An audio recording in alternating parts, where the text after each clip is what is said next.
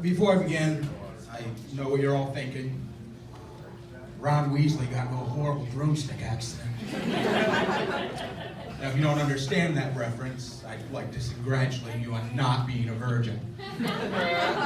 Hit me up after the show and you can tell me what a vagina feels like. But no, I'm not Ron Weasley. I'm not Ed Sheeran with autism. My name's Trevor. And, I come up here and I talk about things that happen in my life, things I think about. But the best way to start a story is always at the beginning. So 40 weeks. 40 weeks is the average length of pregnancy in this country. Well, anywhere, I guess. But I was born at 20 weeks, halfway through. So take a good long look, because this is what happens when you order your baby medium rare. Now, the reason I was born so early, I was diagnosed in utero with a lot of medical problems. What that means is my mom went in for an ultrasound. They put the wand on her belly, and they were able to tell I had liver disease, kidney disease, collapsed lung, hearing loss, vision loss, an ugly face, a small penis. One testicle was way too big. But worst of all, they found out I was a ginger. So I'm premature and I'm a ginger. I'm every woman's driest nightmare. But they got me sorted out, got me out of my mom, got me stable, put me into the baby crock pot slow cooker thing. And my mom actually here tonight watching me for the first time. And she's a trooper, she's kept me alive most of my life. But there are times where she had to have a lot of hard conversations, especially when I was a baby. Doctor sat her down and said, hey, Miss Scott, your son's stable for now, but long term, the outlook isn't great. He'll be lucky to see his 5th birthday. We don't expect him to reach his 10th birthday. Now, can you imagine that? They told my mom I wouldn't live to be 10 years old. And she thought what any loving parent would think in that situation, which is, well, at least she wouldn't have to pay for college. But growing up a sick kid, I'm in and out of the hospital doctor my whole life.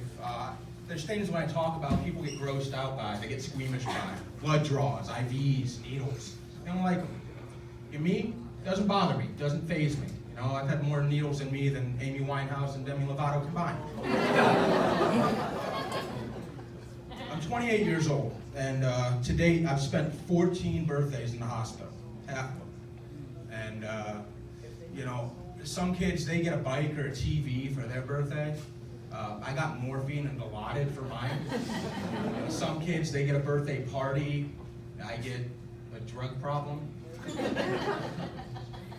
When I was 10 years old, I ended up having a liver transplant. Organ donation, something super important, super special to me. Actually, currently today, my kidney disease finally caught up with me. In the past 3 years, I've been on dialysis waiting for a kidney transplant. So make sure you drink up and drive home tonight if you're an organ donor. Head first collision. Seriously, 3 years, I'm tired of this shit. Someone drive into a wall.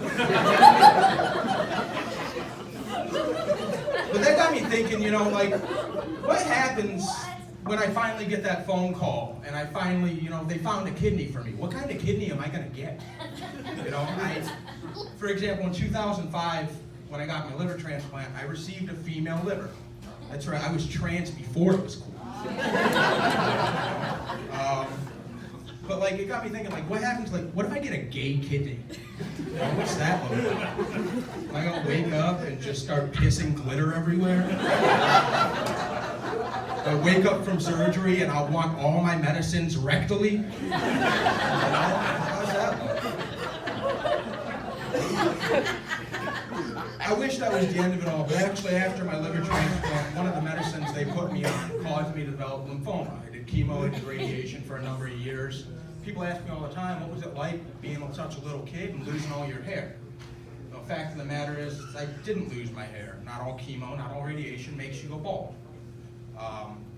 Which just goes to show even cancer couldn't stop me from being a ginger. But to tell you the truth, though, I really didn't mind, because having all that hair on my head really gave me bragging rights at my Cancer Kids support group meetings.